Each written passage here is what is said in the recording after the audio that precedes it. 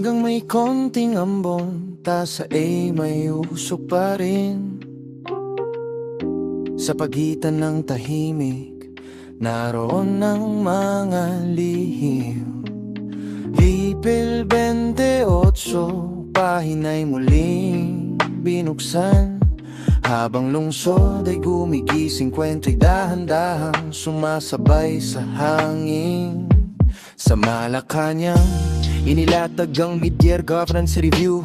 Kasama ang kabinet, sinusuri kung saan na ang progreso. Hindi lang plano sa papel ang pinag-uusapan ngayon, kundi kung paano ito nararamdaman ng karaniwang mamamayan sa bawat panahon. Si Pangulong Bongbong Marcos nagbigay din sa accountability, mas malinaw na metrics sa bawat ahensya para masukat ang efficiency. May panawagan sa LGUs na palakasin ang data-driven decisions upang ang serbisyo ay hindi hulaan kundi may konkretong foundation. Sa West Philippine Sea, patuloy ang diplomatic channels, hindi lang patrols kundi pakikipag-usap sa international panels. Dahil sa tension sa rehiyon, mahalaga ang balanseng diskarte, pinagsasabay ang depensa at diplomasya sa bawat galaw na maingat at tahimik na parte. Sa Senado muling binuksan ng usapin ng public service reforms, mas streamlined hiring, mas malinaw na performance norms para sa ordinaryong Pilipino. Ibig sabihin nito'y mas maaasahang serbisyo mula sa gobyerno na unti-unting nag-i-improve sa totoo. Kape at balita, parang ulan sa bubong. Mahinahon pero may dalang tugon. Sa bawat patak, may kwento ng bayan na hindi sumisigaw pero laging nararamdaman. Sa ulat ng economic managers, growth outlook na nanatiling positibo. Kahit may global slowdown, may resilience ang lokal na galaw na merkado. Consumption steady, infrastructure spending tuloy pa rin. Kahit may hamon sa labas, may sariling lakas ang ekonomiya natin. Sa presyo ng bilihin, may halo-halong galaw. Bigas at ilang gulay bahagyang tumaas sa ilang pamilihan na rin daw. Dahil sa supply chain at epekto ng init ng panahon na nagpapahirap sa ani at nagpapataas ng presyo sa konsumo ng bawat tahanan. May fuel price adjustment na ipinatupad muli. Bahagyang rollback sa gasolina, konting ginhawa sa biyahe sa gabi't umaga lagi sa mga driver at commuters. Bawat piso mahalaga dahil ang gasto sa araw-araw ay patuloy na ungangakyat na tila walang pahinga. Sa digital economy, mas lumalawak ang freelance workforce. Mga Pilipino kumukuha ng trabaho sa global source. Government support sa skills training, patuloy ang rollout para mas maraming kababayan ang makasabay sa bagong economic route. Kape at balita, parang ilaw sa dilim. Hindi man maliwanag pero sapat para maramdaman ang hangin. Sa bawat sip, may katotohanang tahimik na bumabalot sa umaga, banyag at malalim.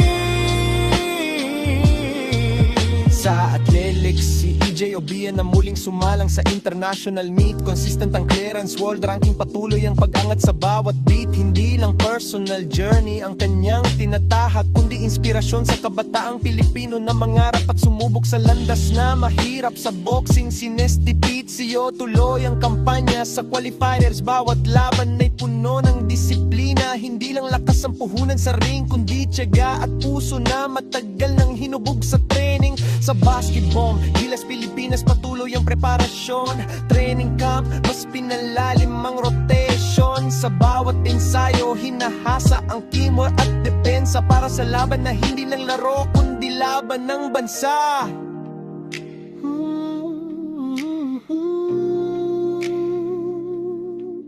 Sa gitna ng katahimikan, may kwento ang bawat galaw. Sa pelikula, si Catherine Bernardo muling pinag-uusapan. Sa bagong role na mas mature, mas may lalim ang pinapakita sa kanyang karakter at damdaman. Habang si Daniel Padilla may bagong proyekto ring nakaabang. Fans umaasa sa muling pagtatagpo sa iisang kwentong kanilang pinanghahawakan. Sa OPM scene, Ben and Ben naglabas ng bagong awitin, kwento na maghilom ng pag-ibig na hindi madaling aminin. habang SB19 patuloy ang pakyabot sa international charts. Pinoy sound umaalinaw-ngaw sa iba't ibang parts.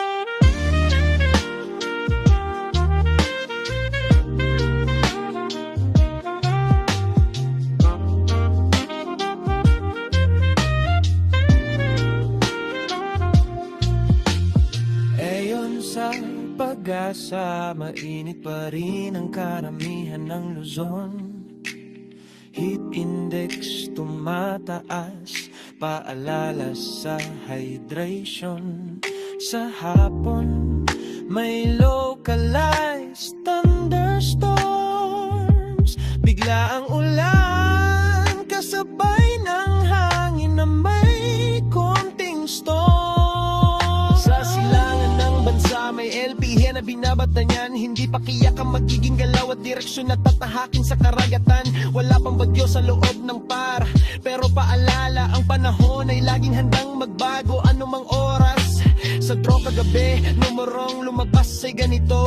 Lolote, Soronan, City Beats, Ready 623, Fatih 1, tahimik pero may kwento. Sa isang iglap may buhay na naiba, habang ang iba pit pa rin sa pag-asa ng bukas na darating pa. Sa huling patak ng kape, may init pang natitira. Parang dalika, kahit lalikas, way bukas na dala. May menantaoso, kain ay muling sinasara. Pero bukas, tanitagong kwento ng mahal.